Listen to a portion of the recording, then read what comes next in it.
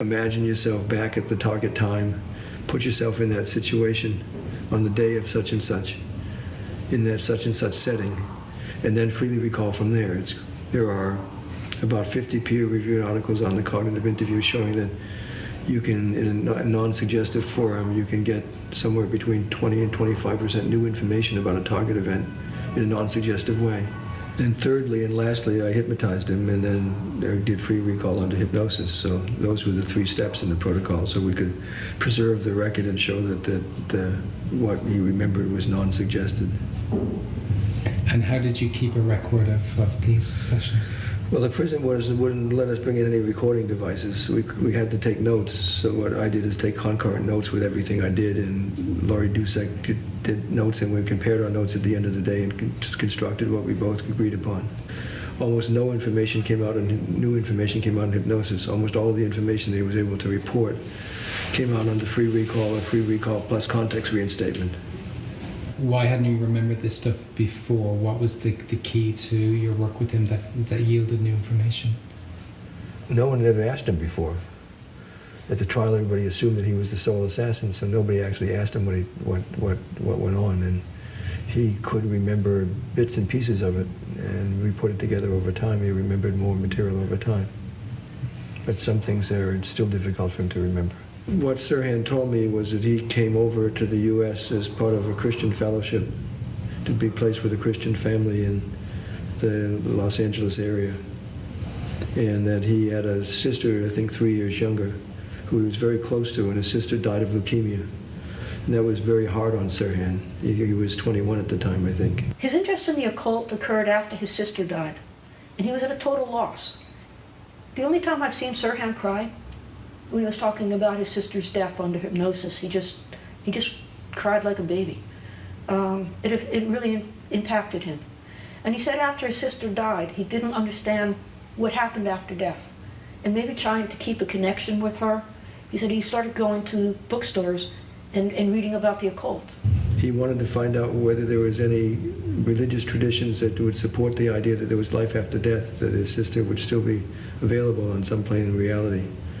So he started reading the theosophical literature, and from there that brought him to the Rosicrucians, and from there that brought him to a self-hypnosis correspondence course through the Rosicrucians that he paid for.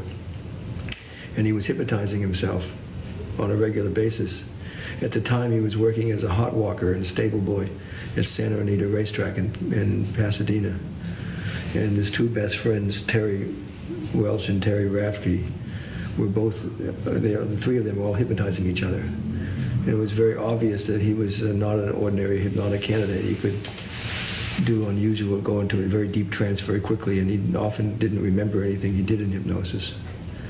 So that was sort of the talk of the stable boys. Sirhan always wanted to be a jockey, but he had no experience riding any horses. And then all of a sudden, one of the people part-time at the ranch, whose name was Frankie, called him up out of the blue and offered him a job riding thoroughbreds at a high-end ranch, Corona Racetrack. You don't take a kid who's never ridden a thoroughbred before, give him a $250,000 horse to ride. It makes no sense. And within several weeks, he had a fall from that horse during a foggy day. And now this is where the story gets interesting, because I looked up the medical records, and he was treated in Corona Community Hospital emergency room by Dr. Nelson, who discharged him 4 hours later from the emergency room with 4 stitches in one eye, that he got in a minor injury from falling off the horse. There was no other injuries other than that eye injury. But Sirhan remembered that he was missing for 2 to 3 weeks, because every weekend he would go back from Corona to stay with his mother and his family in Pasadena.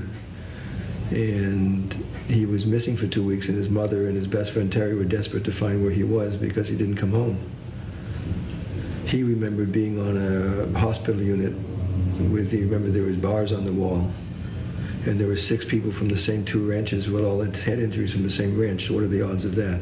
In the beginning, he thought he was at the hospital for a day, and then under hypnosis, he started talking and remembering that maybe he'd been there longer. And we figured out he's probably there for about 2 weeks.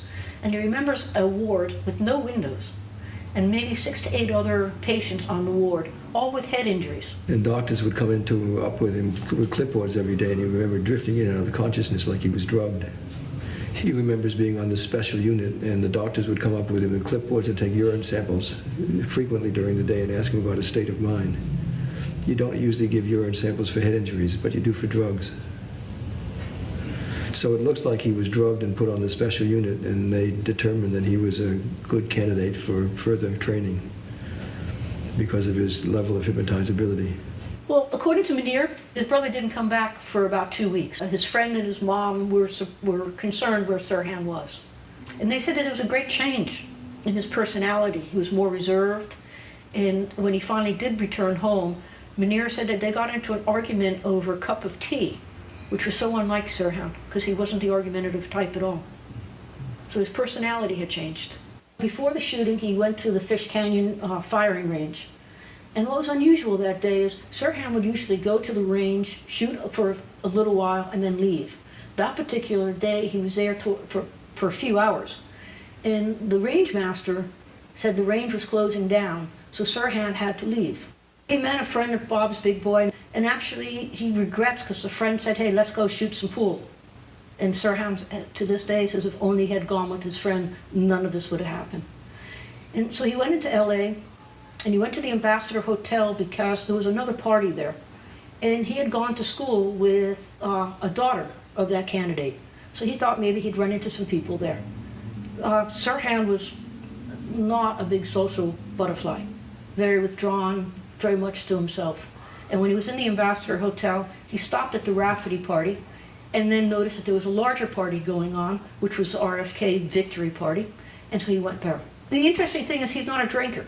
I think he had alcohol twice before in his life, and he said each time it made him ill. Supposedly he had 4 Tom Collins. And as he was drinking, obviously the drinks affected him because the alcohol went to his head.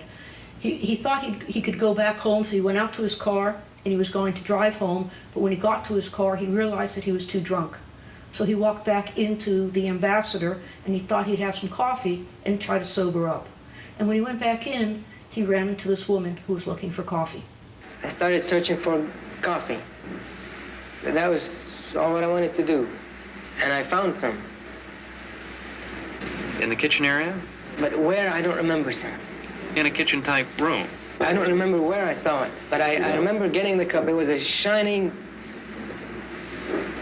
Larger? Urn. And there was a girl there. No, I don't remember much what happened after that. You don't remember? I don't remember. Do you remember anything? Other than the choking and the commotion. I don't remember that. He gets to his car and he thinks, I can't drive. I need to get some coffee. So he retraces his steps and he goes back to the same bar at the Ambassador Hotel. And sitting at the bar with the bartender now is a very attractive woman with a polka dot dress on. He had never met the girl before, according to his report. And he says to the bartender, where do I get some coffee? And the bartender turns to the woman and says, take him to the urn behind where Kennedy's talking. And she's very attractive, so he's there to pick up girls, so he starts flirting with her. But he's self-conscious. They have coffee. And of course, at the last minute, what happened at this assassination was that the route got changed, originally from going to the press room to going through the kitchen. And it took some time to figure out who changed the route and how would any assassin know that the route was changed. But what Sirhan remembered was, to me, was that a man with a clipboard and a badge on came up to him and said to him and the woman with the polka dot dress, said, you can't stay here, take him to the kitchen. And the woman led him to the kitchen. Then she's sitting on the stacking table and he's flirting with her, but she's very distracted. She keeps looking away like this. He doesn't know why she keeps looking away. And then all these people start coming through the kitchen and she goes like this. And when she pinches him on the arm, he goes into range mode. And the next thing he remembers is people were holding him down and trying to hold his neck down. And the next thought was, oh my God, I'm not shooting at circle targets. I just shot somebody.